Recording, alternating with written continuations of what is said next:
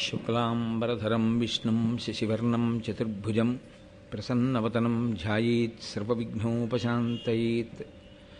గురుర్బ్రహ్మా గురుర్విష్ణుః గురుర్దేవో మహేశ్వరః గురుః సాక్షాత్ పరబ్రహ్మ తస్మై శ్రీగురవే నమః. వ్యాసాయ విష్ణురూపాయ వ్యాసరూపాయ విష్ణవే నమో వై బ్రహ్మనిధయే వాసిష్ఠాయ నమో నమః. కూజంతం రామ రామేతి మధురం మధురాక్షరం ఆరుహ్య కవితాశాఖాం వందే వాల్మీకికోకిలం. శ్రుతిస్మృతిపురాణానాం ఆలయం కరుణాలయం నమామి భగవత్పాదశంకరం లోకశంకరం. వాగర్ధావివ సంపృక్తౌ వాగర్ధప్రతిపత్తయే జగతః పితరౌ వందే పార్వతీపరమేశ్వరౌ. సూక్తిం సమగ్రయతున స్వయమేవ లక్ష్మీః శ్రీరంగరాజమహిషీ మధురైః కటాక్షైః. వైదగ్ధ్యవర్ణగుణగుంభనగౌరవైర్యాం కండూలకర్ణకుహరాः కవయోధయంతి. హైమోర్ధ్వపుండ్రమజహన్మకుటం సునాసం మందస్మితం మకరకుండలచారుగండం బింబాధరం బహుళదీర్ఘకృపాకటాక్షం. శ్రీవేంకటేశముఖమాత్మనిసన్నిధత్తాం. విమలపటీ కమలకుటీ పుస్తకరుద్రాక్షశస్తహస్తపుటీ కామాక్షీ పక్ష్మలాక్షీ కలితవిపంచీ విభాసి వైరించీ. మనోజవం మరుతతుల్యవేగం జితేంద్రియం బుద్ధిమతాం వరిష్టం వాతాత్మజం వనరయూథముఖ్యం శ్రీరామదూతం శిరసా నమామి.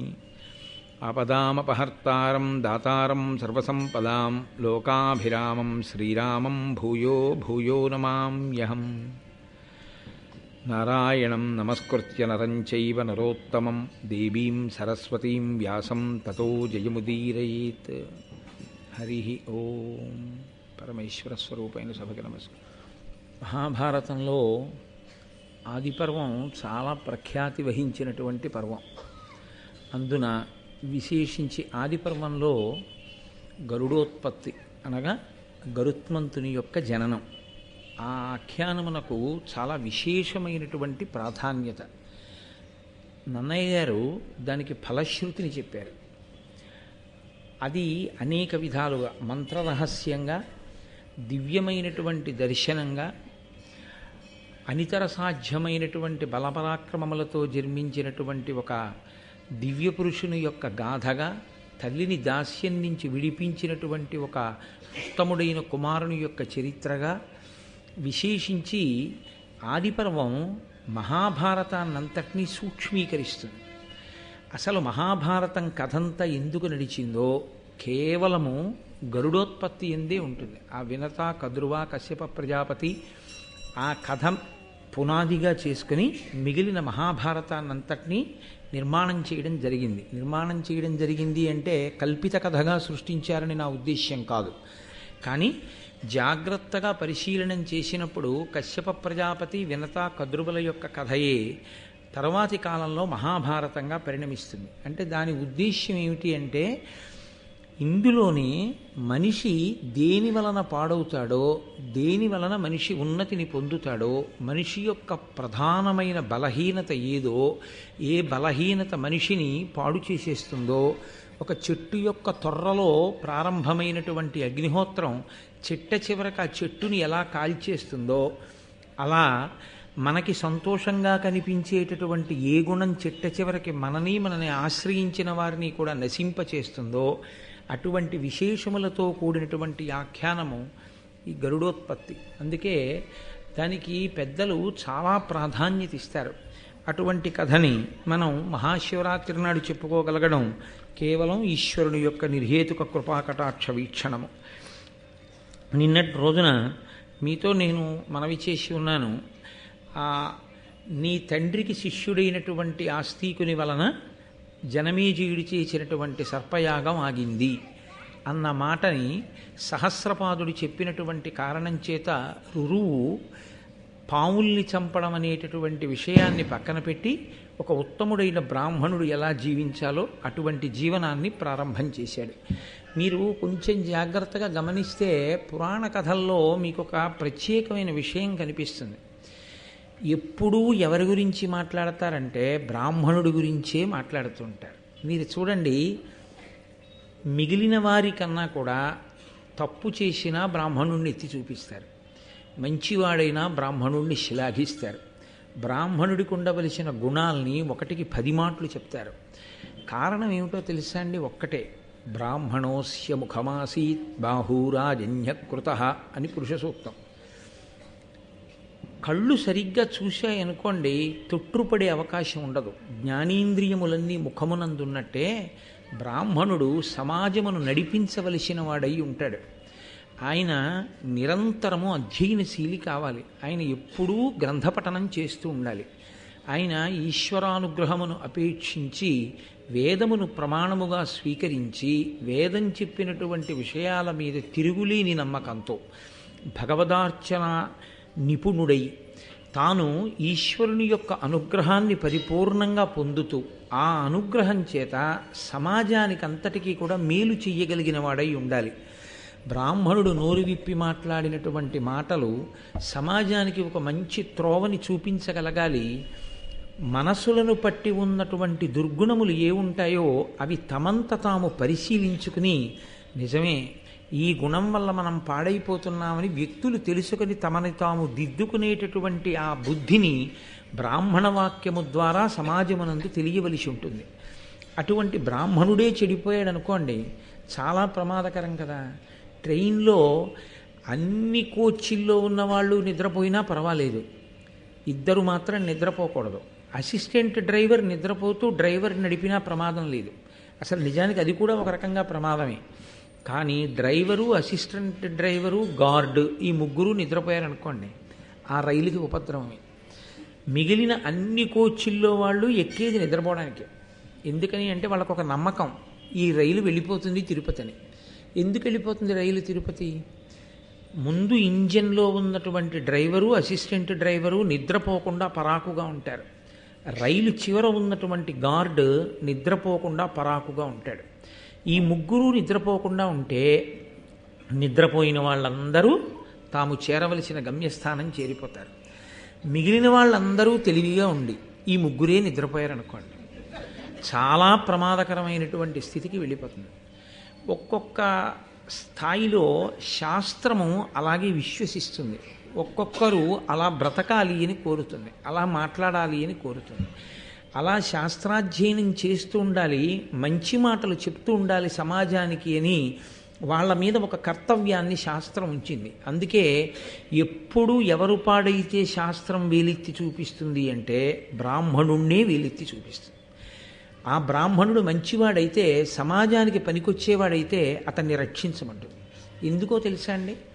ఒక్కటే కారణం, దానములన్నిటిలోకి ఏ దానము గొప్ప అని అడిగారు. సాధారణంగా మనం ఏమంటామంటే అన్నదానము గొప్ప అంటాం. మంచిదే, నేను కాదంటలేదు, దాన్ని నేను వ్యతిరేకించి మాట్లాడటం లేదు. కానీ అన్నిటికన్నా చాలా గొప్ప విషయం ఇది అంటే ఒక మంచి మాట చెప్పడమే. అది శాస్త్రం. ఒక్క చెడ్డవాడి యొక్క మనసు మారి మంచివాడిగా మారాడనుకోండి, ఆ కుటుంబం, ఆయన చుట్టుపక్కల ఉన్నవాళ్ళు, సమాజము అంతా శాంతిని పొందుతుంది. అందుకే మంచి మాటలు చెప్పాలి అంటే ఏదో తనకు అనుష్ఠానం లేకుండా, తాను ముందు అలా ప్రవర్తించకుండా ఇతరులకు చెప్పే అధికారం లేదు. సంధ్యావందనం చెయ్యండి అని చెప్పే ముందు తాను సంధ్యావందనం చెయ్యాలి. వేదము ప్రమాణము అని చెప్పే ముందు తాను వేదమును ప్రమాణముగా అంగీకరించాలి. ఈశ్వరుణ్ణి నమ్మండి అని చెప్పే ముందు తాను ఈశ్వరుణ్ణి నమ్మినవాడై ఉండాలి. 4 మంచి మాటలు చెప్పే ముందు తాను 4 మంచి గ్రంథములను చదివినవాడై ఉండాలి. తాను మంచి మాటలు చెప్పేటప్పుడు తన స్వంతంగా ఏమీ చెప్పక్కర్లేదు.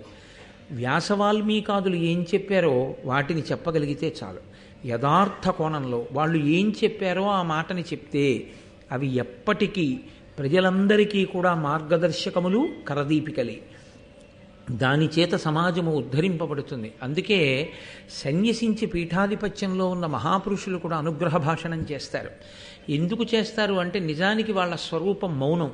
వాళ్ళల్లో వాళ్ళు రమిస్తూ ఆత్మగా ఆనందమును అనుభవిస్తూ ఉంటారు. అటువంటి వ్యక్తులు దేని కొరకు మాట్లాడతారంటే, మేము మాట్లాడకపోతే సమాజానికి మార్గం ఎలా తెలుస్తుంది అని మాట్లాడతారు. అందుకే వారు మాట్లాడడము కూడా త్యాగమే అని అభివర్ణించింది శాస్త్రం. కాబట్టి గరుడోత్పత్తిని ప్రారంభం చేస్తూ నన్నయ్య గారు ఒక మాట చెప్తారు. కృతయుగంలో కశ్యప ప్రజాపతి అనేక మంది భార్యలతో ఉండేవాడు. ఆయన మళ్ళీ అదొక గమ్మత్తు. బ్రాహ్మణునకు 4 వర్ణముల వారిని భార్యలుగా స్వీకరించడానికి అధికారం ఉంది. అయితే దానికి కొన్ని ప్రత్యేకమైనటువంటి పరిస్థితులు ఉంటాయి. ఆయా పరిస్థితుల యందు మాత్రమే స్వీకరించాలి తప్ప అధికారం ఉంది కదా అని స్వీకరించకూడదు. ఏకపత్ని వ్రతమే అన్నిటికన్నా సర్వోత్కృష్టమైనటువంటి వ్రతం. కానీ కొన్ని కారణముల చేత 4 వర్ణముల వారిని వివాహం చేసుకోవడం అనేటటువంటిది బ్రాహ్మణుడికి శాస్త్రంలో అంగీకరింపబడినటువంటి సిద్ధాంతం. కశ్యప ప్రజాపతి అంతమంది భార్యల్ని స్వీకరించాడు అంటే కారణం ఒక్కటే. చతుర్ముఖ బ్రహ్మగారు ఆయన్ని ఆదేశించాడు. ఈ భూమి మీద ఎన్నో రకాలైనటువంటి ప్రాణిజాతము ఉత్పత్తి జరిగేటట్టుగా చాలా గొప్ప తేజస్సు కలిగిన వాడివి కనుక, నీవు ప్రజాపతివి కనుక, నా పుత్రుడవు కనుక ప్రజోత్పత్తి జరగడం కోసం అనేకమైన ప్రాణులు సృజింపబడాలి. ఇన్ని రకాలైన ప్రాణులు సృజింపబడడానికి నీవు తగినటువంటి పరిశ్రమ చేయవలసినది అని ఆజ్ఞాపిస్తే, ఈ భూమి మీద ఉన్నటువంటి అనేక రకములైనటువంటి ప్రాణులు పాములతో సహా అన్నీ కశ్యప ప్రజాపతి బిడ్డలే. ఆ మాటకొస్తే ఈ భూమి కూడా కశ్యప ప్రజాపతిది. కాశ్యపి అని పేరు. ఈ భూమిని కశ్యప ప్రజాపతి దానం పట్టారు. అందుకే కశ్యప ప్రజాపతి యొక్క స్పర్శ లేకుండా మీకు ఎక్కడ ఏది ఉండదు. అంతటి మహాపురుషుడైన ఆ కశ్యప ప్రజాపతికి ఉన్న భార్యలలో వినత, కద్రువ, లేదా కద్రువ వినత పెద్ద భార్యగా, వాళ్ళిద్దరూ కూడా ఆయన భార్యలు. ఇద్దరే భార్యలు మాత్రము కాదు, వాళ్ళిద్దరూ కూడా ఆయన భార్యలు. ఈ కథకి సంబంధించినంత వరకు ఆ ఇద్దరు భార్యల యొక్క విశేషమే ప్రముఖముగా అవసరము కనుక కశ్యప ప్రజాపతి భార్యలుగా ఇద్దరి గురించే ప్రస్తావన చేయబడుతూ ఉంటుంది. వారు భర్తని ప్రార్థన చేశారు, నీ తేజస్సు వలన మేము సంతానమును పొందాలని అనుకుంటున్నాము. ఇలా అడిగే ముందు కొన్ని వేల సంవత్సరములు ఆయనకి పరిచర్య చేశారు. ఇది సనాతన ధర్మంలో ఒక గొప్ప విచిత్రమైనటువంటి విషయం. వివాహం చేసేటప్పుడు సంకల్పం ఏమని చెప్తారంటే ప్రజాపత్యర్థం అని చెప్తారు. అంటే ధర్మబద్ధమైన సంతానమును పొందుట కొరకు మాత్రమే వివాహం అనేటటువంటి ప్రక్రియ వచ్చింది. ఆర్షధర్మం చాలా చాలా గొప్పది. ఎందుచేతనంటే మనిషి యొక్క బలహీనతని బలంగా మార్చే ప్రయత్నం చేస్తుంది. నువ్వు ఇది చెయ్యకూడదు అని చెప్పి విడిచిపెట్టేశాను అనుకోండి, అది చెయ్యకుండా మీరు ఉండలేరు. మీరు కొంచెం జాగ్రత్తగా ఆలోచించండి. శాస్త్రంలో చాలా కష్టమైంది ఏమిటంటే విహిత కర్మాచరణము తేలిక, నిషిద్ధ కర్మ పరిత్యాగము చాలా కష్టం. మీరు స్నానం చెయ్యండి అని నేను అన్నాను అనుకోండి, మీరు స్నానం చేయడం తేలిక. మీరు స్నానం చేసేటప్పుడు మాత్రం రావణాసురుని జ్ఞాపకం తెచ్చుకోకండి అని నేను అన్నాను అనుకోండి, రావణాసురుణ్ణి జ్ఞాపకం తెచ్చుకోకుండా స్నానం చేయడం చాలా కష్టం. రావణుణ్ణి జ్ఞాపకం తెచ్చుకోవద్దన్నాడు, అదే గుర్తొస్తుంది. నిషిద్ధ కర్మని విడిచిపెట్టలేడు, అది మనిషి యొక్క బలహీనత. దానికి కారణం ఏమిటి అన్నది నేను మీతో ప్రస్తావన చేశాను. కోట్ల జన్మలుగా తరువుకొచ్చినటువంటి వాసనా బలం మనిషిని ఒక స్థాయిలో నిలబడనివ్వదు, కిందకి లాగేస్తుంటుంది. రామకృష్ణ పరమహంస ఒక ఆఖ్యానం చెప్తుండేవారు. గోడ పట్టుకుని పైకి ఎక్కి వెళ్ళిపోతూ ఉంటుంది ఒక్కొక్క ప్రాణి. దాన్ని క్షత్రియులు కోటల్ని స్వాధీనం చేసుకునేటప్పుడు దాని తోక పట్టుకుని తోకకు తాడు కట్టి పైకి ఎక్కుతూ ఉంటారు. వెనకటికి పిల్లలు దాని మీద కొంచెం కోపం వచ్చి దాన్ని ఇబ్బంది పెట్టాలని దాని తోకకి పెద్ద పెద్ద రాళ్ళు కట్టారు. అది 4 అడుగులు పైకి ఎక్కేది, తోక బరువు కింద పడిపోయేది. అలా అనుష్ఠానంలో 4 అడుగులు ముందుకేస్తే 10 అడుగులు వెనక్కి లాగేస్తుంది. ఏది అంటే నిషిద్ధ కర్మని పరిత్యజించలేని బలహీనత. ఏది చెయ్యవద్దు అని శాస్త్రం చెప్పిందో అది చెయ్యకుండా మనిషి ఉండలేడు. దాన్ని గెలవడమే చాలా చాలా కష్టం. మనకి శాస్త్రంలో ప్రజాపత్యర్థం అని వివాహానికి మంత్రం శాస్త్రం ఎందుకు చెప్పిందో తెలుసా అండి? ఇది సనాతన ధర్మం యొక్క గొప్పతనం, ఋషుల యొక్క గొప్పతనం. ఒక వయస్సు వచ్చిన తరువాత మనసు కామమును పొందడము అనేటటువంటిది ప్రకృతి సహజమైనటువంటి విషయం. ఈ కామాన్ని వరంగా ఎవరు వాడుకుంటాడో వాడు అభ్యున్నతిని పొందుతాడు. వరంగా వాడుకోవడం మనిష్టమే. దాన్ని విశృంఖలత్వం పొంది హీనోపాధుల్లోకి వెళ్ళిపోవడానికి మనం ప్రవర్తించేటటువంటి స్వేచ్ఛయే కారణమవుతుంది. ధర్మపత్ని అని కామాన్ని ధర్మంతో ముడేసేస్తారు. ముడివేసి స్త్రీని తీసుకొచ్చి పక్కన కూర్చోబెడతారు. ఇప్పుడు ఆయన ఆమె యందు అనురక్తుడై ఉంటే ఏమీ దోషం లేదు. ఆయన కామము ఆవిడయందు మాత్రమే ఉంటే అది ధార్మిక కామము. ఈ ధార్మిక కామమునకు ఫలితము పుత్రుడనబడేటటువంటి అర్థము. డబ్బు ఎలా ఉపయోగపడుతుందో అలాగే కొడుకు అనబడేటటువంటి అర్థం కూడా అనేక ప్రయోజనములను తీసుకొస్తాడు. తాను సంధ్యావందనం చెయ్యలేని రోజంటూ వస్తే కొడుకు చేస్తాడు తన బదులు. తనకి ప్రాణోత్క్రమణం అయిపోతుంటే 1,00,000 తేళ్లు కుట్టిన బాధ కలుగుతుంది అంటుంది గరుడ పురాణం. అప్పుడు కొడుకు ఒళ్ళో తలపెట్టుకుని ప్రాణోత్క్రమణం అవుతుంటే చాలా మనసు ప్రశాంతంగా ఉండి ఆ బాధ ఉండదు అంటుంది. ప్రాణోత్క్రమణ సమయమునందు మరణవేదనలో విపరీత దుఃఖం కలగకుండా ఉంచగలిగిన ఏకైక స్థానం పుత్రుడి యొక్క ఒడి ఒక్కటే. అందుకే ఐశ్వర్యములలోకెల్లా మహదైశ్వర్యం పుత్రగాత్ర పరిష్వంగమే. కొడుకుని కౌగిలించుకోగలగడం అంటే, కొడుకుని కౌగిలించుకోవడం అంటే దాని అర్థం ఏమిటి? తండ్రి కొడుకు ఒక్క ఇంట్లో ఉండగలగడం. ఉంటే ప్రతిరోజు కొడుకుని చూడగలడు. ఎప్పుడు ప్రేమ కలిగితే అప్పుడు కొడుకుని ముట్టుకోగలడు. ఒక వయసు వచ్చిన తరువాత ప్రాణోత్క్రమణం ఎప్పుడవుతుందో ఎవరికి తెలుసు? అసలు చిన్నప్పుడే అవ్వచ్చు, కనీసం వృద్ధాప్యంలో. అందుకని కొడుకుతో కలిసి ఉండు అంటుంది శాస్త్రం. కొడుకు ఒళ్ళో ప్రాణం వదలడం, కాశీలో ప్రాణం వదలడం. ప్రాణం వదిలిన తరువాత తండ్రి చేసుకున్నా చేసుకోకపోయినా పుణ్యాన్ని కొడుకు గయాశ్రాద్ధం పెడతాడు. గయ వెళ్ళి శ్రాద్ధం పెట్టినటువంటి కారణం చేత పునరావృత్తి రహిత శాశ్వత శివ సాయుధ్య స్థితిని ఆ తండ్రి పొందుతాడు. కాబట్టి ఇప్పుడు కామము ధర్మంతో ముడిపడితే కొడుకు అనబడేటటువంటి అర్థం వచ్చింది. డబ్బొక్కటి ఉంటే ఇల్లు కొనుక్కోవచ్చు, కారు కొనుక్కోవచ్చు, స్థలం కొనుక్కోవచ్చు, పొలం కొనుక్కోవచ్చు, బట్టలు కొనుక్కోవచ్చు, నగలు కొనుక్కోవచ్చు. కొడుకు ఒక్కడుంటే ఇన్నిటినీ ఇస్తాడు. కూతురు ఒక్కతుంటే కన్యాదాన ఫలిచెంతేట గట్టెక్కిస్తుంది. కాబట్టి ఈ సంతానము కలగడం కొరకు మాత్రమే వివాహం. ఆ సంతానమే కలగకపోతే ఆ వివాహము ఇబ్బందికరమైపోయింది అని గుర్తు. కాబట్టి వివాహమునందు సంకల్పం ఒక్కటే, ప్రజాపత్యర్థం, బిడ్డల కొరకు. ధర్మంతో కామాన్ని ముడివేస్తారు తప్ప కేవలము కామోపభోగం కొరకు గృహస్థాశ్రమంలో ప్రవేశించడం అన్నది సనాతన ధర్మమునందు లేనే లేదు. అసలు దాని కొరకు అది లేదు. అందుకే ప్రజాపత్యర్థం. కాబట్టి ఇప్పుడు పుట్టేటటువంటి సంతానము తేజోవంతులు కావాలి. ఆ తేజోవంతులైనటువంటి సంతానము తనని ఉద్ధరించడంతో సరిపోదు.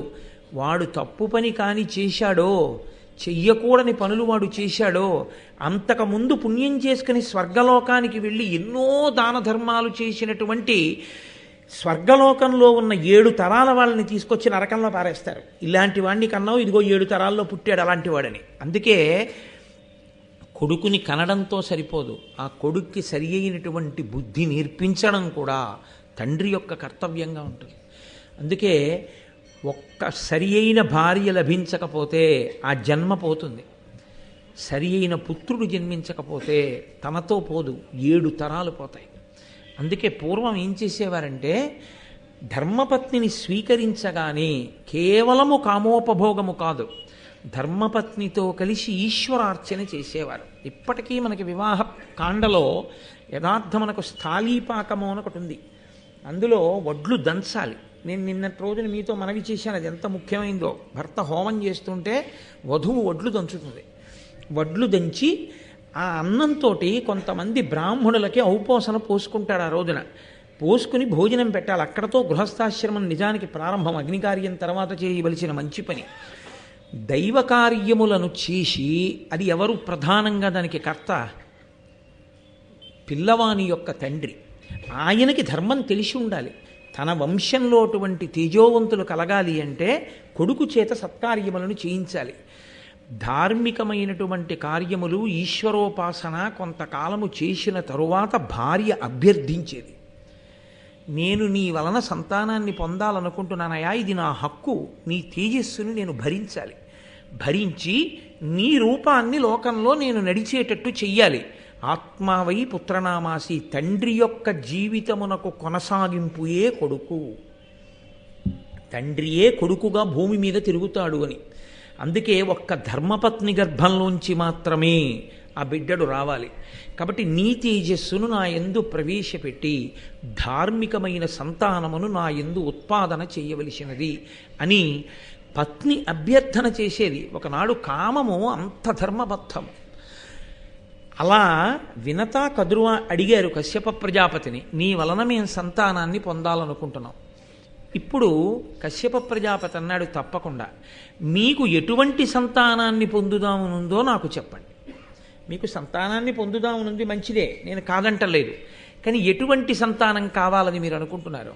ఆయన నీకు ఇలాంటి సంతానం కలుగుతుంది, నీకు ఇలాంటి సంతానం కలుగుతుందని తన వాక్కు చేత నిర్ణయం చెయ్యగలిగినటువంటి మహాపురుషుడే.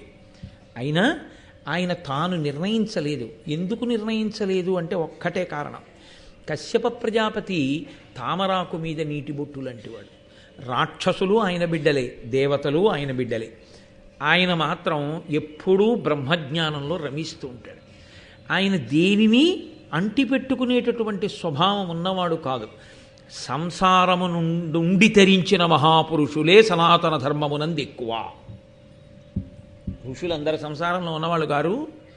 కాబట్టి కశ్యప ప్రజాపతి అటువంటి వాడు కనుక తన పత్నులను అడిగాడు, మీకు ఎటువంటి సంతానం కావాలని మీరు కోరుకుంటున్నారు అంటే, కద్రువ మొట్టమొదట కోరుకుంది.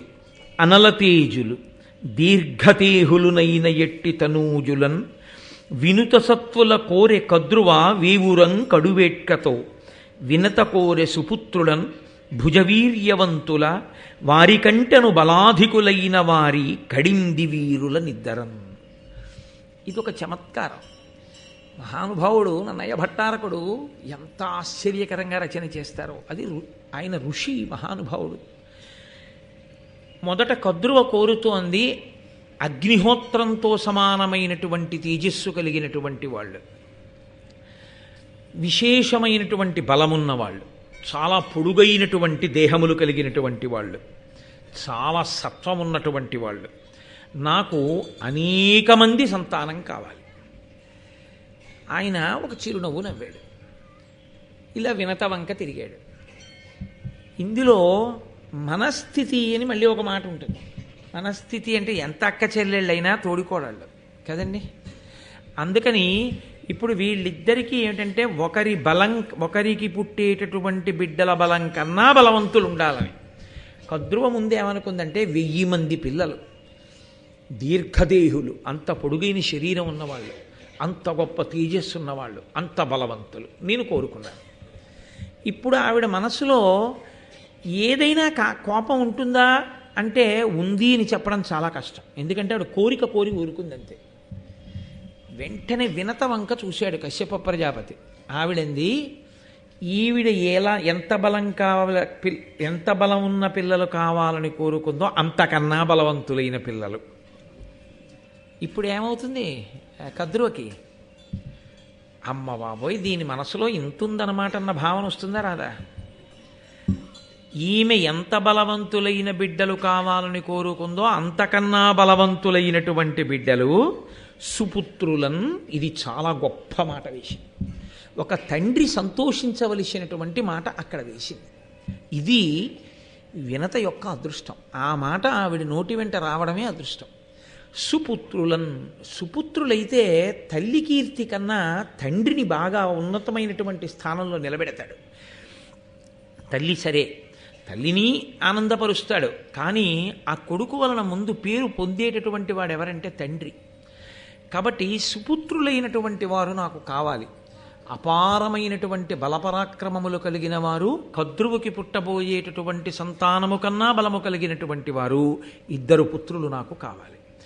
ఆమె అనేక మంది అని అడిగింది, ఈవిడ 2 అంది. 2 పుత్రులు కావాలి. కశ్యప ప్రజాపతి అన్నారు, తథాస్తు, అలాగే జన్మించెదరుగాక. ఇప్పుడు ఆయన ఏం చెయ్యాలి? వాళ్ళు కోరుకున్న బిడ్డలు ఎలాంటి వాళ్ళు కావాలనుకున్నారో అలాంటి బిడ్డలే పుట్టాలంటే దైవానుగ్రహాన్ని సంపాదించాలి. అందుకని ఆయన పుత్రకామేష్ఠి చేశాడు. ఇక్కడ మీరు ఒక శాస్త్ర రహస్యాన్ని కొంచెం జాగ్రత్తగా పట్టుకోవాల్సి ఉంటుంది. తేజోవంతమైన సంతానము కలగడానికి కారణము ఒక్కటే. వంశంలో ఎక్కడో మహాపురుషులు ఉంటారు. ఎక్కడో మహాపురుషులు, అపారమైనటువంటి భగవద్భక్తి తత్పరులు, చాలా ప్రసన్నమైనటువంటి హృదయంతో దాన ధర్మాదులు చేసినటువంటి వారి యొక్క పుణ్య విశేషాన్ని బిడ్డలు అనుభవిస్తారు. నేను మీకు పరమ యథార్థం చెప్తున్నాను ఇవాళ. ఒకడికి కలిసి వచ్చి కోట్లు వచ్చాయంటే అది వాడి గొప్ప కాదు. మీరు బాగా గుర్తుపెట్టుకోండి. ఎప్పుడు వాళ్ళ వంశంలో అంతకుముందు అందరూ కోట్లున్న వాళ్ళు కారు, పరమ పేదవారు ఉంటారు. కానీ ఎప్పుడో అప్పుడు ఆ వంశంలో తండ్రో తాతో ఎవరో ఒళ్ళంతా చెమట పట్టేటట్టుగా కష్టపడి సంపాదించుకున్న 4 రూకలలో విశాల హృదయంతో పరమ ప్రేమతో ఎక్కడో అతిథికో భగవంతుడికో భగవద్భక్తుడికో తెలిసో తెలియకో ఏదో దానం చేశాడు. ఆయన చేసిన దానం ఉందే అది కోట్ల రెట్లై కూర్చుంటుంది. ఆ కూర్చున్న పుణ్యం ఉందే దాన్ని బిడ్డలు అనుభవిస్తారు. అనుభవించి ఈయనకి సంపద వస్తుంది. ఇప్పుడు దీని కొనసాగింపు ఎక్కడుంటుందో తెలుసా అండి? వీళ్ళు చేసే దాన ధర్మాల మీద వీళ్ళ భక్తి తత్పరత మీద ఉంటుంది. దీన్ని కేవలం దాచుకోవడమే వచ్చింది అనుకోండి, క్రమంగా క్షయమైపోతుంది. అలా కాకుండా దాన ధర్మాలు చెయ్యడం, అందులో ఒడిపిరిగి దానము ధర్మము గురువు గారిని సంప్రదించి చేయవలసి ఉంటుంది. తప్పకుండా. అలా కాకుండా మీ సొంతంగా చేశారనుకోండి, అపాత్రదానం జరిగితే దాని వలన ఎంతమందికి ప్రమాదాలు వచ్చాయో దానికి బాధ్యులు మీరై కూర్చుంటారు. ఎందుచేతనంటే చెయ్యకూడని దానం చేసేసారనుకోండి, దాని వలన అపాత్రుడు ఒకడు బలపడిపోయాడు అనుకోండి, అపాత్రుడు బలపడి సమాజానికి ప్రమాదం తెచ్చాడనుకోండి, దానికి కారణం మీరే అవుతారు. అందుకే విద్యార్థులకి ఉపకార వేతనాన్ని తమంత తాముగా చెల్లించి వృద్ధిలోకి రావాలి, విద్యార్థులని డబ్బు కట్టి స్కాలర్షిప్పులు ఇచ్చేవాళ్ళు కూడా అలా డబ్బిచ్చే ముందు విద్యార్థులందరినీ కూర్చోపెట్టి పెద్దల్ని తీసుకొచ్చి వాళ్ళకి 4 మంచి మాటలు చెప్పించి ఇప్పిస్తే ఆ తర్వాత వాడు పాడైతే ఈయన మీదకి రాదా పాపం. లేకపోతే ఈ డబ్బుతో చదువుకుని వాడు కూలిపోయే బ్రిడ్జీలు కట్టేవాడు, మందులు కల్తీ రకం తయారు చేసేవాడు, లోకాన్ని పాడు చేసేవాడు తయారైతే అటువంటి విద్య గరపినటువంటి పాపం ఈయన ఖాతాలో కూడా పడిపోతుంది. ఈయన 4 మంచి మాటలు చెప్పించి సహృదయంతో ఇచ్చేసాడు అనుకోండి, ఈయన మీదకి రాదు. అందుకే దానము ధర్మము ఈ రెండిటి యందు గురువుని సంప్రదించండి అని చెప్తారు. కాబట్టి చేసేటటువంటి పని యందు చాలా జాగ్రత్తగా చెయ్యడము, మెళకువతో చెయ్యడము అనేటటువంటిది చాలా చాలా అవసరమై ఉంటుంది. నేను మీతో మనవి చేశాను, ఎక్కడో పెద్దలు చేసినటువంటి పుణ్య విశేషం చేత తేజోవంతుడైనటువంటి వాడు, ఎక్కడో పరమ విద్యావంతుడు, గొప్ప ఐశ్వర్యవంతుడు, ఎవ్వరికీ కలిసి రాని వ్యాపారం ఈయనకి ఎలా కలిసి వచ్చిందండి? పక్కవాడు పాడైపోయాడా వ్యాపారం చేసి, ఈయన కోట్లు సంపాదించాడా? ఎలా కుదిరింది? ఇది ఈయన ప్రతిభ కాదు, ఈయన ముందున్న వాళ్ళు ఎక్కడో చేసినటువంటి పుణ్యం కాపాడింది. అందుకే బిడ్డలు బ్రతకడానికి, బిడ్డలు విద్యావంతులవడానికి, బిడ్డలు సంస్కారవంతులవడానికి, కీర్తివంతులవడానికి కూడా కారణం పెద్దలు చేసినటువంటి పుణ్యమై ఉంటుంది. కాబట్టి వాళ్ళు అడిగిన బిడ్డలను ఇవ్వడానికి ఈశ్వరుణ్ణి సేవించాడు, పుత్రకామిష్టి చేశాడు. అసలు నిజానికి మంచి బిడ్డలు కావాలి అనుకున్న వాళ్ళందరూ చెయ్యవలసింది కూడా ఈశ్వరారాధనమే. అందుకే మీరు నన్ను మన్నించగలిగితే నేను మీతో ఒక మాట మనవి చేస్తాను. హనీమూన్ అనేటటువంటి మాట సనాతన సంప్రదాయమునందు, సనాతన ధర్మమునందు లేదు. ఆ హేయమైనటువంటి విషయాలన్నీ ఎక్కడి నుంచి మనం దిగుమతి చేసుకున్నామంటే పాశ్చాత్య సంస్కృతిలోంచి తెచ్చుకున్నాం.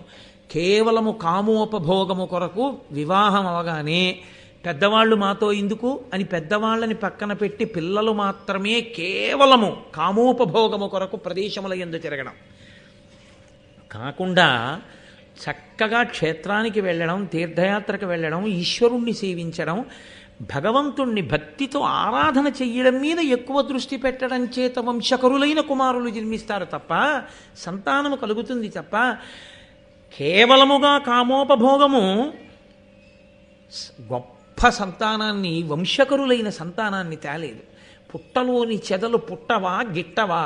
కోట్లున్న వాళ్ళు కోట్ల మంది ఉన్నారు. ఎవడికి కావాలి? ఎంత డబ్బుంటే ఎవడకి కావాలి? నీ పేరేమైనా తర్వాత గుర్తుంటుందా? నీ ముత్తాత గారి తండ్రి గారి పేరేమిటని అడగండి ఎవరినైనా, ఎవరికి జ్ఞాపకం ఉండదు. ఆయన మహాపురుషుడు అనుకోండి. ఆయనని మనవడు మునిమనవడు మరిచిపోదామన్నా సమాజం జ్ఞాపకం చేస్తుంది. ఆ ఇంటి పేరు చెప్పగానే ఫలానా ఆయన మీకేమైనా అవుతారేమిటో అని అడుగుతారు. అవునండి మా నాన్నగారు చెప్తుంటారు, మా ముత్తాత గారట. అయ్యో బాబు ఏం మహానుభావుడయా, ఏమి కీర్తి సంపాదించిన వాడయా అని ఎక్కడికి వెళ్ళినా పెద్దపీట వేస్తారు.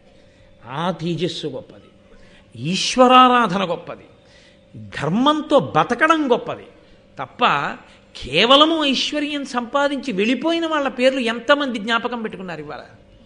అదొక పిచ్చి అంతే, అది వెనక వచ్చేది కాదు. ధార్మికమైన జీవనమేదో అదే దేనికైనా రక్ష. కనుకనే ఆయన పుత్రకామేష్టి చేశాడు. నన్నయ్య గారి భారతాన్ని కేవలం నన్నయ్య గారు కశ్యప ప్రజాపతి గురించి చెప్పాడని మీరు వినకండి, నేను చెప్పకూడదు అలాగా. అది మనకందరికీ కూడా మార్గదర్శకము అని మనం నమ్మి చెప్పుకోవలసి ఉంటుంది, అందుకు వినవలసి ఉంటుంది. దేవాలయాల్లో భారత ప్రవచన ప్రాంగణము అని పూర్వం నిర్మాణం చేసేవారు. చాలా పెద్దలైన వారు ఎప్పుడైనా పీఠాధిపతులు లాంటి వారు వచ్చారనుకోండి, రేపు ఎప్పుడైనా కంచికామకోటి పీఠాధిపతిలో శృంగగిరి పీఠాధిపతిలో ఈ దేవాలయానికి వచ్చారనుకోండి, వారు ఏమడుగుతారంటే, ఇంత పెద్ద ప్రాంగణం ఆ గుడికి, ఇక్కడ ఎప్పుడైనా రామాయణం చెప్పారా అని అడుగుతారు. ఇక్కడ రామాయణం చెప్పారండి 6 కాండలు అన్నారు అనుకోండి, వాళ్ళు పొంగిపోతారు. ఒక ప్రాంగణంలో రామాయణం మొత్తం వినబడితే ఆ ప్రాంగణానికి ఒక స్థాయి ఉంటుంది. ఇక్కడ ఎప్పుడైనా భారతం చెప్పారా అనరు, భారతం చదివారా అని అడుగుతారు. చెప్పడం మాట దేవుడెరుగు.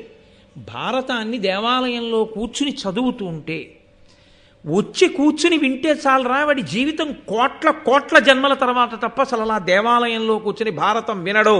అలా వినడానికి ఈశ్వరుడు అంగీకరించడు, చెప్పడానికి అసలు అంగీకరించడు. చెప్పాలని సంకల్పం చేస్తే అది నిజం కావాలన్నా, చెప్పాలని సంకల్పం చేసి చెప్పడం జరుగుతున్నప్పుడు కూర్చుని వినాలన్నా దేవాలయ ప్రాంగణంలో దానికి కేవలము ఈశ్వర కృపయే కారణము. అది లేకుండా వినడం జరగదు. నేను చెప్పట్లేదు ఈ మాట, మీరు కావాలంటే మహాభారత ప్రవచన సంబంధమైన వ్యాఖ్యానములు చూడండి. కోటేశ్వరరావు గారు చెప్పిన మాట నిజమో కాదో మీకు అర్థమవుతుంది. కాబట్టి ఆయన పుత్రకామేష్టి చేశాడు కశ్యప ప్రజాపతి, దేవతల యొక్క అనుగ్రహాన్ని పొందాడు.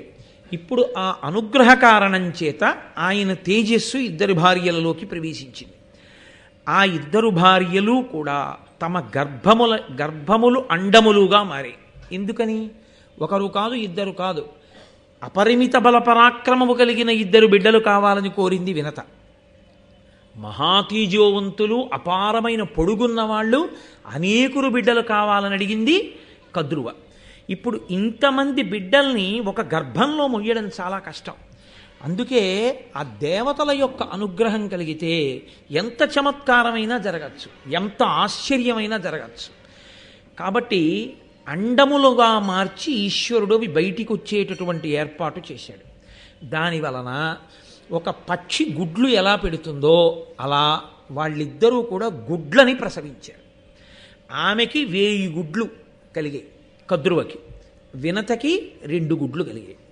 ఇప్పుడు ఈ గుడ్లు పొదగబడాలి. తమంత తాముగా పొదగబడడానికి కావలసినటువంటి వాతావరణాన్ని ఏర్పాటు చేసి, ఆ వాతావరణంలో అంటే గోరువెచ్చటి వాతావరణంలో ఈ 1000 గుడ్లని ఒకచోట, ఈ 2 గుడ్లని ఒకచోట పెట్టారు. 2 గుడ్లలోంచి పిల్లలు వస్తే వినతపుత్రులు వైనతేయులు, 1000 గుడ్లలోంచి పిల్లలు వస్తే కద్రువపుత్రులు. 500 సంవత్సరములు ఎదురు చూశారు.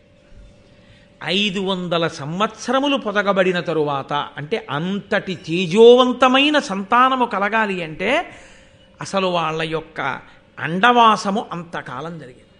గర్భవాసము కొంత, అండవాసము కొంత, గుడ్డుగా పెంకులో ఉండడం ఉండి 500 సంవత్సరముల తర్వాత కద్రువ ప్రసవించినటువంటి అండములలోంచి పాములు పైకొచ్చాయి. అందులో ఆదిశేషుడు, కర్కోటకుడు, తక్షకుడు, ఐరావతుడు మొదలైనటువంటి చాలా గొప్ప గొప్ప పాములు కూడా ఒక్కొక్క పాము పుట్టుకొచ్చింది. దీర్ఘ శరీరము కలిగిన వారిని కదా కోరుకుంది. 1000 పడగలతో భూమండలాన్నంతటినీ మోయగలిగినటువంటి ఆదిశేషుడి నుండి కర్కోటకుడి వరకు, తక్షకుడి వరకు, ఐరావతుడి వరకు 1000 మంది బిడ్డలు, 1000 పాములు ఆమెకి జన్మించాయి. కాకి పిల్ల కాకికి ముద్దు. ఆవిడ ఎలా కోరుకుంది? ఆవిడికి సర్పములు కలగాలి అని ఆవిడ కోరుకుంది, కాబట్టి ఆవిడ సంతోషించింది. పాములు పుడితే భయపడలేదా అండి, పాములు పుడితే బెంగ పెట్టుకుందా అండి అని మనం అడగకూడదు. మీకు నేను ఒక విషయాన్ని ఈ సందర్భంలో ప్రస్తావన చేయవలసి ఉంటుంది. యథార్థముగా జరిగిన సంఘటన ఒకటి మీకు చెప్తాను. ఒక ఆవిడికి నిజంగా పాము పుట్టింది ఒకప్పుడు. చంద్రశేఖర పరమాచార్య స్వామి వారు కంచికామకోటి పీఠాధిపత్యంలో ఉన్న రోజుల్లో ఈ సంఘటన గురించి ప్రస్తావన చేశారు ఆయన. ఆమెకి పాము పెడితే ఆమె తల్లితనంతో ఆ పాము పిల్లని ఎంతో ప్రేమగా పెంచుకుంది. ఆ పాము పిల్ల వచ్చి ఆవిడ పక్కలో పడుకునేది. ఆవిడ పాము పిల్లకి పాలు పట్టడం కోసమని అది వచ్చి ఆకలేస్తే అమ్మ ఒళ్ళో తిరుగుతుంటే రోటి కన్నంలో గోరువెచ్చటి పాలు పోసేది. రోటికి కన్నం ఉంటుంది కదండి, ఈ పాము ఆ రోటి కన్నంలోకి ఎక్కి పాలు తాగుతుండేది. ఒకానొకప్పుడు ఈవిడ పుట్టింట్లో ఏదో ఒక శుభకార్యానికి వెళ్ళవలసి వచ్చింది. ఈ పిల్లని తీసుకుని వెడితే అందరూ విచిత్రంగా చూస్తారేమో, అందరూ అలా చూస్తే తనకి చిన్నతనం కాదు కానీ తన బిడ్డడు భయపడతాడేమో అని, అది తల్లి ప్రేమ అంటే. ఆవిడ పావును తీసుకెళ్ళడం మానేసి వాళ్ళ ఇంట్లో ఉన్నటువంటి ఒక వృద్ధురాలిని నేను 3 రోజుల్లో వచ్చేస్తాను, ఈ పావుకి ఆకలేస్తే ఒకటే గుర్తు, నా బిడ్డ ఆకలేస్తోందని వచ్చి చుట్టూ తిరుగుతుంది, అప్పుడు రోట్లో పాలు పోయి వెళ్ళి పాలు తాగి పడుకుంటుందని చెప్పింది. ఈ పాము వచ్చి గిరగిరా తిరుగుతోంది. ఆవిడ భయపడిపోయి బాబాయ్ పాము పాల కోసం వచ్చేసింది, తొందరగా పోయిపోతే ఏం చేస్తుందో అని మరుగు పాలు తీసుకెళ్ళి ఆ రోటి కన్నంలో పోసింది. ఈ పాముకి అమ్మ గోరువెచ్చటి పాలు పోయడం అలవాటు. ఆ పాము వెళ్ళి గభాలన గడగడా తాగడం కోసం తొందరగా నోరు పెట్టింది. పెట్టగానే నోరు కాలిపోయి గబగబ తండుకోవడంలో నులుపుగా ఉన్న రాయి మించి రోటి కన్నంలో పడిపోయి ఆ మరుగు పాలలో ఆ పాము శరీరం విడిచిపెట్టి తల్లికి కల్లోకి వచ్చి, అమ్మ నేను చనిపోయానమ్మా, రోటి కన్నంలో వేడి పాలు పోసేసిందమ్మా నాన్నమ్మ, నేను చనిపోయాను అమ్మ, నీకు తర్వాత పుట్టే బిడ్డలకి నా పేరు పెట్టుకోవా అని అడిగింది. యథార్థంగా జరిగిన సంఘటన, నేను కాదు, కామకోటి పీఠాధిపతులు పరమాచార్య చెప్పిన సందర్భం. కాబట్టి పాములకు తల్లి అయితే ఆవిడ బెంగబెట్టుకుంటుందా అని మీరు ప్రశ్న వేయకూడదు. అసలు నేను మీకు ఒక యథార్థం చెప్పనా, అన్నీ ఉన్న పిల్లల మీద తల్లికున్న ప్రేమ కన్నా అవకరాలున్న పిల్లల మీదే తల్లికి ప్రేమ ఎక్కువ. అమ్మ ఏడిచినా, అమ్మ బెంగెట్టుకున్నా, నోములు చేసినా, వ్రతాలు చేసినా ఎవరి కోసమో తెలుసా అండి? అవకరం ఉన్న పిల్లల కోసమే అమ్మ ఎక్కువ బెంగ పెట్టుకుంటుంది. పాపులైన వారు అయ్యో వీళ్ళు ఎలా మారినా చెంతకి చేరుతారని పరమేశ్వరుడు ఎలా బెంగ పెట్టుకుంటాడో అమ్మ అలా బెంగ పెట్టుకుంటుంది. అందుకే పరమేశ్వరుడు ఎటువంటి వాడో తల్లి అటువంటిది. తల్లికి పరమేశ్వరుడికి అభేదం. అంత గొప్పవాడైనా తండ్రికి ప్రథమ నమస్కారం లేదు. మాతృదేవో భవ, అమ్మకే నమస్కారం. సరే, కనుక ఆమె పరమ సంతోషంగా పరమ ప్రేమగా ఆ బిడ్డల్ని పెంచుతోంది. వినత చూసి ఆవిడ అతిశయము కలిగినటువంటి స్త్రీ. అతిశయము అన్న మాటకు అర్థం ఏమిటో తెలుసా అండి? విశ్వాసము అని ఒకటి ఉంటుంది, అతి విశ్వాసము అని ఒకటి ఉంటుంది. విశ్వాసము అంటే తను నమ్మినది, తను చదివినది, తను చేస్తున్నది సత్యము, ఇది మంచిది. అతి విశ్వాసము అన్న మాట ఎక్కడొస్తుందో తెలుసా అండి? నా బుద్ధితో నేను ఆలోచించి చెప్పేది ఏది ఉంటుందో దానికి తిరుగులేదు అన్న అతిశయం. ఇది ప్రమాదకారి. ఇది ఎక్కడో అక్కడ పప్పులో కాలేయిస్తుంది. వేయించినప్పుడు ఎలా ఉంటుందో తెలుసా అండి? ఏదో చిన్న చితకాతో పోదు, పట్టిన అహంకారం అంతా వదిలిపోయేటట్టుగా జాడించేస్తుంది. చాకళ్ళు బండకేసి బట్టను కొడతారే అలా కొడుతుంది అతి విశ్వాసం. అతి విశ్వాసము వలన కాని పడ్డాడో గోతులో ఇక మళ్ళీ లేవడంలో చాలా చాలా కష్టం ఉంటుంది. మీరు లోకంలో ఎప్పుడైనా చూడండి, అతి విశ్వాసము మంచిది కాదు. మీరు ఒక నిర్ణయం తీసుకొని మీరే చాలా నమ్మేస్తే అవతల వారు కూడా అలాగే ఉన్నారో లేదో మీకు తెలియకపోతే, నేను అనుకున్నవన్నీ సత్యాలే అని మీరు అనుకున్న నాడు, మీరు గోతులో పడిన నాడు మీకు మళ్ళీ పైకి లేచేటప్పుడు తెలుస్తుంది ఆ బాధ ఏమిటో. ఇదే వినతతో వచ్చిన సమస్య. అంతకు మించి ఆవిడిలో చెడ్డతనం ఏం లేదు. ఇదొక్కటే ఆవిడితో ఉన్న పెద్ద సమస్య. అందుకే నేను బాగా ఆలోచించగలను, అందుకే కద్రువ పిల్లల కన్నా బలవంతులు నాకుంటే చాలు. ఆవిడికి 1000 మంది ఉంటే నాకు 2 ఉంటే చాలు. ఒక్కడు అని అడగకూడదు కాబట్టి, ఒక కొడుకు శాస్త్రంలో కొడుకు కాడు కాబట్టి 2 కొడుకులేదు. కించిత్ అతిశయ భావంతో ఉంటుంది. చాలా మనస్తత్వ శాస్త్రాన్ని మాట్లాడుతుంది మహాభారతం. కాబట్టి 500 సంవత్సరముల నుంచి ఎదురు చూస్తోంది. అక్కడ పుట్టే పిల్లల కన్నా ముందు తన పిల్లలు పుడతారని ఒక ఆశ. ఎందుకంటే వీళ్ళు ఎక్కువ బలవంతులు కదా అని తొందరగా పొదగబడతారనుకుందో ఏమో ఆవిడ. 500 సంవత్సరముల తర్వాత అక్కడ 1000 మంది పుట్టేశారు. ఇక్కడ ఒక్క గుడ్డు పగలలేదు. ఆవిడికి సిగ్గు కలిగింది. అది విచిత్రం. నన్నయ్య గారి మాటని నన్నయ్య గారి మాటగానే మీరు పట్టుకోవాలి. మీ సొంతంగా మీరేమీ అన్వయాలు చేయకూడదు. నన్నయ్య గారు వాడిన మాట ఏమిటంటే లజ్జనుంది. ఆమె సిగ్గుపడి, సిగ్గు వలన దుఃఖమును పొంది. దేనికి సిగ్గు? ఆవిడికి పుట్టినటువంటి గుడ్లు 500 సంవత్సరాలకు పొదగబడి తన గుడ్లు ఇంకా పొదగబడకపోతే తనదా తప్పు? అది ఆ బిడ్డలు జన్మించే విధానం కాదు కదా. అది ఒక చిత్ర విచిత్రమైన రీతిలో పుడుతున్న బిడ్డలు వాళ్ళు. కాబట్టి వాళ్ళకన్నా బలవంతులను అడిగింది కాబట్టి ఇంకొంచెం సమయం పట్టచ్చు, ఎదురు చూడాలి. కానీ ఆమె దేనికి సిగ్గుపడిపోయిందంటే అన్నిటిలో ఆమె కన్నా నేను ముందుంటాననుకుంది. తనకన్నా ముందు తల్లి. ఇక్కడ ఎక్కడో నా విశ్వాసం దెబ్బతింది. నేను ఇంత బాగా ఆలోచించలేకపోయాను. ఇది ఆవిడ సిగ్గుపడ్డానికి కారణం. ఇప్పుడు ఆవిడ సిగ్గులో దుఃఖం వచ్చింది. దేనికి దుఃఖమో తెలుసా అండి? పిల్లలు లేరని ఏడవడానికి ఏంటంటే గుడ్లు ఉన్నాయిగా, ఇవాళ కాకపోతే రేపు వస్తారుగా పిల్లలు. కాదు, ఆవిడ ఎందుకు ఏడిచిందంటే నేను చాలా తెలివైందాన్ని అనుకున్న నా తెలివి తెల్లవారిందని ఏడిచింది. ఎలా ఏడుస్తుంది? అలా ఏడిస్తే అందరి ముందు ఏడిస్తే బాగుపడిందని గుర్తు. తను ఒక్కతే ఏడిస్తే ఇంకా ఆ గోరోజనం తగ్గలేదని గుర్తు కదా. అందుకేడుస్తోంది. కానీ ఇంకా బయటికి వచ్చి నేను ఇంత తెలివైందాన్ని కాను అని అంటే కశ్యప ప్రజాపతిని చెప్పుండును, నీకెందుకు బెంగ, నీ గుడ్లోంచి కూడా పిల్లలు వస్తారు, కంగారు పడకని చెప్పను. ఒక్కత్తి ఏడిచింది. అదో ప్రమాదం. అంటే తగినంత పరిణితి ఏర్పడని జీవితాలు ఎలా ఉంటాయో మీరు చూడండి. కాబట్టి ఇప్పుడు ఆమె ఏడిచి సిగ్గు పొంది ఎలాగైనా నేనే తెలివైందాన్ని అనిపించుకోవాలి కదా. కింద పడి కూడా భూమి మీద ఉన్నానంటే పోయే. అందుకని ఎలాగైనా సరే నేను తెలివైందాన్ని అనిపించుకోవాలన్న తాపత్రయంలో నేను తల్లినైపోయాను అనిపించేసుకోవాలని ఓ గుడ్డు పగలగొట్టేది. ఓ గుడ్డు పగలగొట్టేటప్పటికి అందులోంచి ఒక పక్షి పైకి వచ్చేది. ఆయన అన్నాడు, దాన అపరార్థకాయ విహీనుడు పూర్వార్ధ తను సహితుడు అరుణుడనంగానుదయించ సుతుండు మహానీతియుతుండు తల్లి కప్రియమొసగన్. ఆయన పూర్వార్ధతను సహితుడు. నడుం దగ్గర నుంచి పైన ఉండవలసినటువంటి శరీరం ఉంది, ఈ క్రింద ఉండవలసినటువంటి అపరార్థకాయుని. ఆయనకి ఈ క్రింద ఉండవలసినటువంటి శరీరము లేదు, ఇక్కడ వరకే శరీరం ఉంది. మహాతేజోమూర్తి, గొప్ప సునిశిత బుద్ధిశాలి. అటువంటి వాడు పుడుతూనే పేరుతో పుట్టాడు, అరుణుడు. ఆయన పుట్టి అమ్మ వంక చూశాడు. అతి విశ్వాసం నీది, అతి విశ్వాసము వలన సిగ్గుపడింది నువ్వు, ఆ సిగ్గు వలన ఏడిచింది నువ్వు.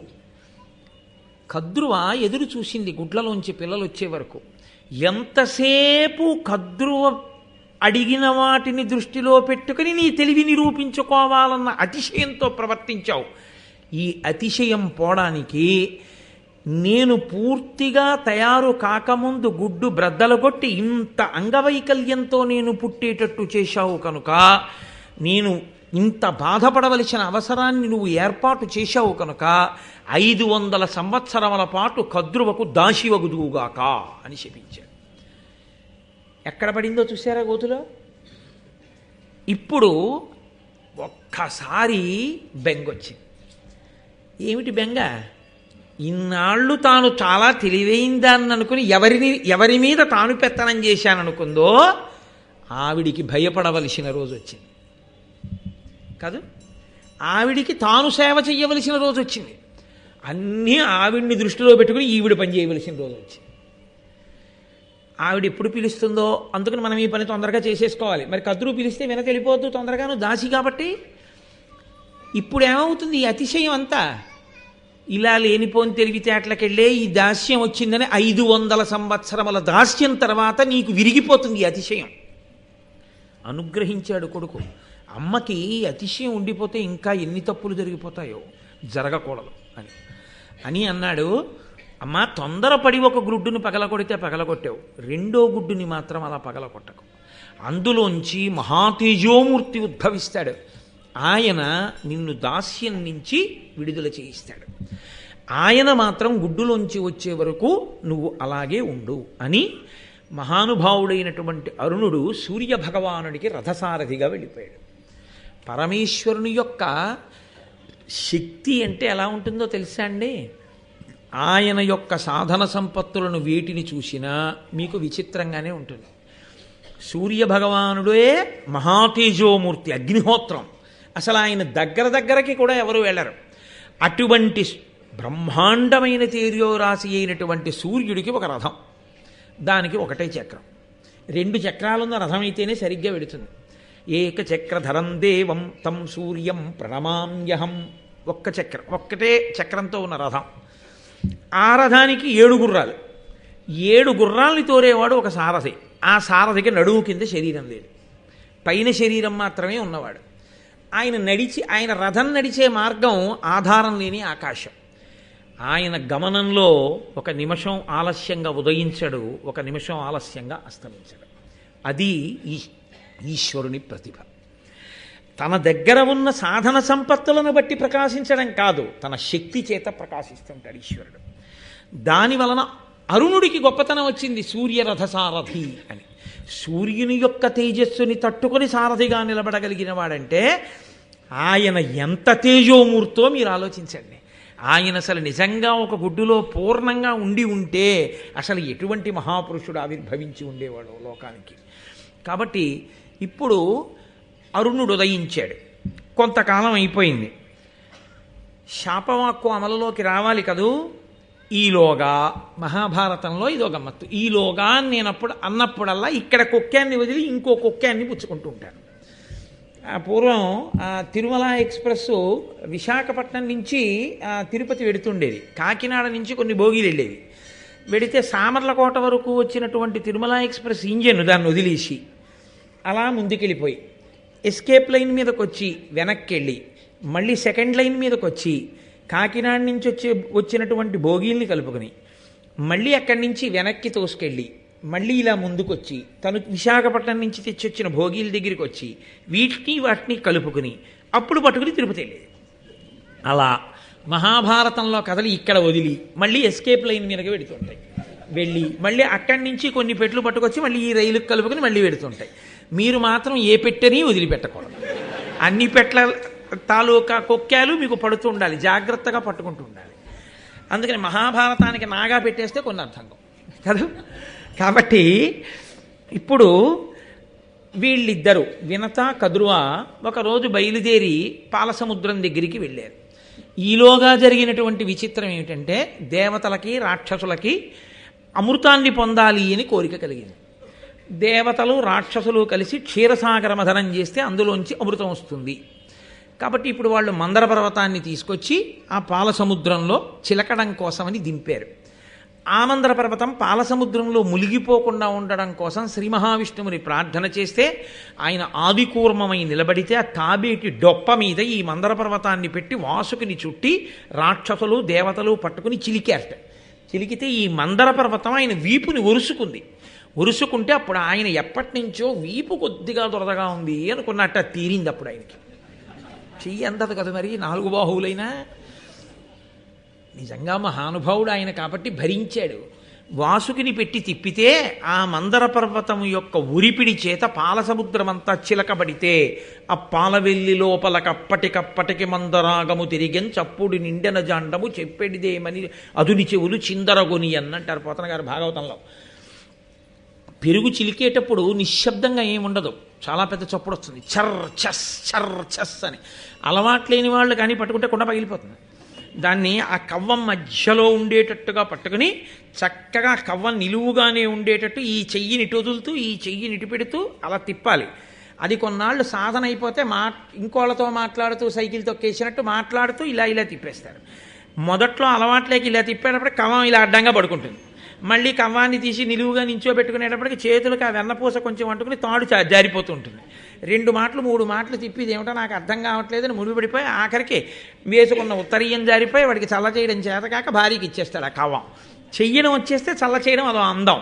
ఆ నురుగు అది వస్తుంటే ఆ తుంపర్లతోటి ఒక్కసారి బుళిక్కం లేకపోతే ఆ మజ్జిగంతా బయటపడిపోతుంది. అలా పడిపోకుండా కుండలోనే తిరిగేటట్టు చిలికితే వచ్చేటటువంటి ధ్వనితో ఆ కుండలోనే అంత ధ్వని వస్తే పాల సముద్రాన్ని చిలికితే ఎంత ధ్వని వస్తుంది. ఎక్కడో సమాధిలో ఉన్నటువంటి చతుర్ముఖ బ్రహ్మగారు ఉలిక్కి పడి బా ఏమిట్రా చప్పుడు ఏం చేస్తున్నారు రా పిల్లలు అని బయటకు వచ్చి చూసేట ఆ రోజుల్లో. అంత పెద్ద చప్పుడు వచ్చింది. సరే, అందులోంచి మొట్టమొదట అమృతం వస్తుంది అనుకుంటే హాలాహలం వచ్చింది. మహానుభావుడు పరమేశ్వరుడు లోకములకు తండ్రి కాబట్టి ఆయన ఆ హాలాహలాన్ని పుచ్చుకొని లోకములను కాపాడాడు. తర్వాత ఉచ్చైశ్రవము మొదలైన వచ్చే ఇంద్రుడు పుచ్చుకున్నాడు. కౌస్తభం వచ్చింది, శ్రీ మహావిష్ణువు పుచ్చుకున్నారు. శ్రీ మహాలక్ష్మి వచ్చింది, శ్రీ మహావిష్ణువుని వరించింది. ధన్వంతరి అమృతపాత్రతో పైకొచ్చారు. ఇప్పుడు దేవతలు దానవులు కలిసి ఈ అమృతాన్ని జాగ్రత్తగా ఎక్కడ దాచాలి అని ఆలోచించారు. ఇంద్రుడికి అప్పచెప్దాం, ఇంద్రుడు దాస్తాడు జాగ్రత్తగాను అని చెప్పి ఇంద్రుడికి ఇచ్చారు. ఆ ఇంద్రుడు తీసుకెళ్ళి దాన్ని దాస్తూ ఉండేవాడు. దాచుకుని అట్టే పెట్టాడు. దాచడం అంటే అన్ని వేళలా దాచడం అంత తేలికైన పని అని మీరు అనుకోకూడదు. కొన్ని విషయాల్ని మీరు ఎవరి దగ్గరైనా పుచ్చుకుని దాచడం చాలా ప్రమాదకరమైనటువంటి విషయం. నాకు ఓ స్నేహితుడు ఉండేవాడు. అతను ఒకసారి నాకు విషయం చెప్పాడు. అతను ఎక్కడికో ట్రాన్స్ఫర్ అయ్యాడు. అతని రూమ్లో ఇంకొక అతను కూడా మా ఆఫీస్లో ఉద్యోగి ఉండేవాడు. పేర్లు ఎందుకు బాగుండదు.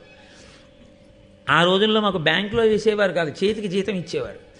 జీతం ఇచ్చేసేయగానే అతను రూమ్కి వచ్చి ఈ రెండో వాడు ఏం చేసేవాడంటే మొదటివాడికి ఆ జీతం ఇచ్చేసేవాడు. నీ దగ్గర ఉంచవాయి, రేపు తీసుకుంటాను, జీతం మాత్రం మొట్టమొదటి నీ దగ్గరే ఉంచనేవాడు. అతను అనుకునేవాడు నాకు ఇచ్చిన తర్వాత ఇతను కలిసి వస్తోంది ఇలా ఉందనుకుని పాపం ఎంతో సంతోషంగా తీసేసుకుని దాచి మర్నాడు ఇచ్చేవాడు. ఇతను దాన్ని పట్టుకెళ్ళి బ్యాంకులో వేసేసుకునేవాడు. ఓసారి అడిగాడు, ఏమైనా ఎప్పుడు నాకే ఇస్తుంటావు, నీకేమైనా బాగా కలిసి వస్తుందా, నా చెయ్యి మంచిది అంటుంటారు ఆయన అంటే అతను అన్నాడు, నా మొహం అదేం కాదు, రూమ్ బలమైంది కాదు కదా, తలుపులు అవిని రాత్రి దొంగాడు ఎత్తుకుపోతే నీకు ఇచ్చాను కాబట్టి ఎత్తుకుపోయాడు కాబట్టి నువ్వు ఇవ్వాలి, నాకు తెల్లారాక బ్యాంకులో వేసుకుంటాను, అందుకని నా దగ్గర పెట్టుకుని దొంగాడు ఎత్తుకుపోతే నాది పోయింది ఇచ్చేవాళ్ళు లేడు, నీకు ఇస్తే నువ్వు ఇవ్వాలి, అందుకు నీకు ఇస్తున్నాను, నీ చెయ్యి మంచిదని ఏం కాదు. హరి నీ మొహం ఇచ్చా ఇంకెప్పుడు నేను ఉచ్చుకోను అన్నట్టు నాకు వచ్చి చెప్పాడు. ఒకసారి ఇలా అన్నాడండి కోటేశ్వర, ఎంత విచిత్రం చూడండి వాడు గడుచుతాను. అందుకని అన్ని వేళలా దాచడం అంటే అంత తేలిక అని మీరు అనుకోకండి. దాచడం అనేటప్పటికీ 1000 కళ్ళతో దాన్ని కాసుకుంటూ ఉండాలి. అది తనొక్కడి సొత్తు కాదు. దేవతలందరూ పాల సముద్రం చిలికి తెచ్చినటువంటి అమృతం. పైగా దాన్ని ఎవడో పట్టుకుపోతే ఏమంటే పట్టుకుపోయారండి అనడానికి ఏమి ఉండదు. అది ఎవడో తాగేశాడు అనుకోండి, గుట్టుకుని వాడికి చావు పుట్టుగా ఉండవు. అదిగో కొంచెం తాగినందుకే రాహువు కేతువు పుట్టి సూర్యచంద్రులు ఇద్దరిని గ్రహిస్తున్నారు గ్రహణ కాలంలో. అది అమాంతం తాక్కూడని వాళ్ళు తాగేశారనుకోండి, ఎన్ని ఇబ్బందులు వస్తాయి. అసలు చచ్చిపోతాడంటేనే పాపాలకు అంతు దరి లేకుండా చేసేస్తున్నారు. ఇక చచ్చిపోడంటే వాడి పాపాలకు అంత ఉంటుందా? కాబట్టి దాన్ని జాగ్రత్తగా అందకూడని వాడికి అందకుండా రక్షిస్తుండాలి. అదంత తేలికైన విషయం ఏం కాదు. కాబట్టి ఇంద్రుడి దగ్గర అమృతం దాచారు అంటే ఇంద్రుడు చాలా సంతోషంగా దగ్గర పెట్టుకున్నాడు అని మీరు అనుకోకూడదు. పోనీ ప్రతిరోజు ఏదో ఓ గుక్కిడి తీసుకుంటుందాం, ఏదో షుగర్ ఉన్నవాడు మెంతులు తిన్నట్టంటే అలా ఏం తాగేయడానికి ఉండదు, దాన్ని అలా దాచుకుని ఉంచడమే పాపం. కాబట్టి ఏదో ఇంద్రుడు తీసుకెళ్ళాడు, దాచుకున్నాడు, జాగ్రత్తగా అట్టెపెట్టాడు. అలా చాలా కాలం అయిపోయిన తర్వాత ఈ క్షీరసాగర మథనంలో పుట్టినటువంటి ఉచ్చైశ్రవం అనేటటువంటి ఒక తెల్లటి గుర్రం, అదో విచిత్రం. మహాభారతంలో ఈ గుర్రాల కథలు చాలా వస్తాయి. విశ్వామిత్రుడిని ఓ శిష్యుడు అడిగాడు, నీకేం కావాలన్నాడు. నాకేం వద్దులేరా అన్నాడు. నీకేం కావాలన్నాడు. నాకేం వద్దన్నాడు. 10 మాటలు అడిగాడు శిష్యుడు, నాకేం వద్దన్నాడు. ఆయనకు ఒళ్ళు మండింది. ఒక్క చెవి మీద నల్లమచ్చున్నవి 1000 గుర్రాలట్రా అన్నాడు. ఇక లోకాలని తిరిగాడు. ఒక చెవి మీద మచ్చున్న 1000 గుర్రాలు ఎక్కడ దొరుకుతాయి? సరే, అదొక పెద్ద కథ అనుకోండి. మళ్ళీ ఇప్పుడు మహాభారతంలో ఇతర పర్వాల్లో మీరు ఇంద్రుడు కానీ వాటి గురించి గురు శుశ్రూష అంటే ఎలా ఉంటుందో. కాబట్టి ఈ పాలసముద్రం ఒడ్డున మత్సలేని తెల్ల గుర్రం ఆ ఉచ్చైశ్రవం తిరుగుతోంది. తిరుగుతుండగా వినతా కదురువా విహారంగా అలా వచ్చారు. ఇప్పుడు కడుపులో మంట ఎవరికి బయలుదేరిందంటే కదురువకి బయలుదేరింది. ఎందుకు బయలుదేరిందంటే ఒక్కటే కారణం. నేను 1000 మంది పిల్లలు కావాలి అన్నాను, నా పిల్లల కన్నా బలవంతులు 2 కావాలి అంది. నాకు 500 సంవత్సరాలు పొదిగిన తరువాత అంత గొప్ప సర్పములు పుట్టాయి. అసలు ఇంకా పుట్టక ముందు గుడ్డు బద్దల కొడితే కింద శరీరం లేనివాడు పుడితేనే వాడు సూర్యుడికి రథసారథి అయ్యాడు. అంతటి తేజస్సు ఎదురుగుండా కదండి పడుతుంది సూర్య తేజస్సు. అంత దూరంలో సూర్యభగవానుడు ఉండగానే దగ్గర దగ్గరకు కూడా ఎవరు వెళ్ళరు. అటువంటిది రథం మీద ఎదురుగుండా కూర్చుని రథం తోలుతున్నాడు అంటే ఎంతటి తేజోమూర్తి. ఇప్పుడు ఇంకొక 500 సంవత్సరముల తర్వాత పుట్టేటటువంటి కుమారుడు మరింత తేజోమూర్తి రాబోతున్నాడు. ఇప్పుడు ఈవిడ అలాంటి కోరిక కోరేసింది. 2 కొడుకులు ఇంతటి తేజోమూర్తుల ముందు నా కొడుకులు ఏం నిలబడతారు? దీనికి ఎన్ని తెలివితేటలు రా, ఎంత గొప్ప కోరిక కోరిందిరా ఇది. ఎలాగైనా ఈవిడ్ని ఇబ్బంది పెట్టాలి అంటే అసూయ ప్రబలింది. ఎంత ప్రమాదకరమైన లక్షణమో అసూయ అన్నది మీకు మహాభారతం తీర్పు చెప్పబోతోంది. గాంధారి ఇదే, అక్కడే ప్రారంభమైంది భారతం. ఆవిడే అంతే, కడుపు బాదుకుంది. ఆ కడుపులో ఉండేటటువంటి బిడ్డలు గర్భస్రావం అయిపోయి బయటికి వచ్చేస్తే నీతి కుండల్లో పెట్టి పెంచితే 100 పుత్రులు కౌరవులు పుట్టారు. ఇక్కడ 1000 మంది బిడ్డలు గుడ్లలోంచి వచ్చారు. అంటే పునాదిగా పడుతోంది ఆదిపర్వంలో గరుడోత్పత్తి. విశేషమైన అసూయ పొందింది. నేను మీతో నిన్న మనవి చేశాను, అసూయ యందు కోపము యందు వ్యూహరచన చేస్తే పాపము చాలా మిక్కుటముగా కట్టి కుడిపేటటువంటి ఆలోచనలే వస్తాయి. ఎందుకంటే విషపూరితం అయిపోయింది కనుక మనసంతా. ఆవిడ అప్పుడు బహుశः ఆలోచన చేసి ఉంది, ఎలా ఈ వినతని లొంగ తీసుకోవడం. ఎంత బలం ఉన్నదైనా నేను చెప్పిన మాట వినేటట్టుగా నా దగ్గర పడేసి ఉంచితే ఆ బలమంతా నా కోసం పనికొచ్చేదే, కానీ ఆ బలం సొంతానికి పనికి రాకుండా పోతుందిగా. అప్పుడేం చేస్తుంది? కాబట్టి ఎలాగైనా నేను ఈ వినతని నాకు దాసిని చేసుకోవాలి. ఇది ఆవిడ కడుపులో ఉంది ఎప్పటి నుంచో ఆలోచన. అదును కోసం ఎదురు చూస్తోంది. 2 పాలసముద్రం ఒడ్డుకి వెళ్ళారు. పాలసముద్రం ఒడ్డుకి వెళ్ళిన తర్వాత ఆ పాలసముద్రం చాలా గొప్పదైన స్థితిలో దాని కెరటములు, దాని తరగలు, అందులోంచి వచ్చేటటువంటి నురుగు, ఆ తుంపర్లు మంచి సంతోషంగా ఉంది. 2 విహరిస్తున్నారు. అక్కడ కద్రువ తెల్లటి గుర్రాన్ని చూసింది. ఆవిడికి తెలుసు అది ఉచ్చైశ్రవము, దానికి ఎక్కడా చిన్న నల్లమచ్చ కూడా ఉండదు, అది తెల్లటి గుర్రమని ఆవిడికి తెలుసు. ఆవిడికి ఇంకొక విషయం కూడా తెలుసు, వినతకి అతిశయం ఎక్కువ. తను నమ్మినది, తాను అనుకున్నది తిరుగులేనిది అని అనుకుంటుంది. అనుకుని పప్పులో కాలేస్తుంది. ఈ బలహీనత ఉంది. నమ్మితే అలా ఇలా నమ్మదు, నా నమ్మకం అంత గొప్పదనుకుని నమ్మేస్తుంది. ఈ అతిశయాన్ని అడ్డు పెట్టే పడగొట్టాలి వినతని. కాబట్టి ఇప్పుడు కద్రువు ఏం చేసిందంటే, చెల్లి చూసావా, ఆ ఉచ్చైశ్రవాన్ని చూసావా, పౌర్ణమి నాడు ఉండేటటువంటి చంద్రబింబానికి నల్లమచ్చ ఎలా ఉంటుందో అంత తెల్ల గుర్రానికి తోక దగ్గరున్న నల్లమచ్చ చూసావా అంది. వినత పక్కున నవ్వి, అక్క ఏ కన్నులతో చూస్తున్నావే అంది. అంటే మీరు చూడండి, లోకంలో ఓ మాట ఉంటుంది, అతిశయం ఉన్నవాళ్ళు ఈ కళ్ళకి పొరలు గమ్మేమిట్రా, అయితే కళ్ళు పచ్చబడ్డాయా అంటారంటే అతిశయం అన్నమాట. తను చెప్పింది కదా, అర్థమవతల వాళ్ళకి అలా కనపట్టలేదు, పెద్ద మాట వాడేసి.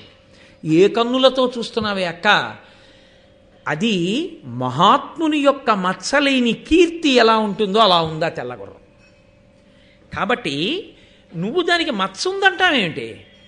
తెలుసు కద్రువకి ఈ అతిశయం దగ్గరే పడిపోతుంది వినత. ఈ అతిశయంతో అవతల వాళ్ళు చేస్తున్నటువంటి పన్నాగాన్ని గమనించలేదు. గమనించకుండా అతిగా విశ్వసించి దెబ్బతింటుంది. కాబట్టి ఇప్పుడు అంది, మహాశ్వంబు ధవళ దేహంబునందు నల్ల కలిగిన నీవిప్పుడు నాకు దాసివగము, మరి ఎందు నల్ల లేదయ్యనేని నీకు నే దాసినగుదు బనిదము సరువు. ఆవిడ ఎంత గొప్పగా మాట్లాడిందో చూడండి. కద్రువు అంటోంది, మహాశ్వంబు ధవళదేహంబునందు నల్ల కలిగిన నీవిప్పుడు నాకు దాసివగుము, మరి అందు నల్ల లేదయ్యనేని నీకు నే దాసినగుదు బనిదము సరుము. నిజంగా గుర్రం తోకకి కానీ నల్లగా ఉన్నదో, కద్రువా నువ్వు చెప్పిన మాట నిజం, అప్పుడు నేను నీకు 1000 ఏళ్ళు దాసీత్వం చేస్తాను, 500 సంవత్సరములు దాసీత్వం చేస్తాను. లేదా నీకు నేను దాసీత్వం చేస్తాను, 500 సంవత్సరములన్న నియమం కూడా లేదు, నేను నీకు దాసీత్వం చేస్తాను. ఒకవేళ ఆ గుర్రానికి కానీ నిజంగా తోక దగ్గర నల్లగా లేకుండా తెల్లగా ఉంటే నేను గెలిచాను కాబట్టి నువ్వు నాకు దాసివి కావాలి. పందెం వేయడం అన్న మాట మీరు ఎప్పుడైనా ఉన్నప్పుడు చూడండి, ఇది పందెం వేయి అంటారు ఇలా. మీరు చూడండి, పందెం వేయండి అనరు, లేకపోతే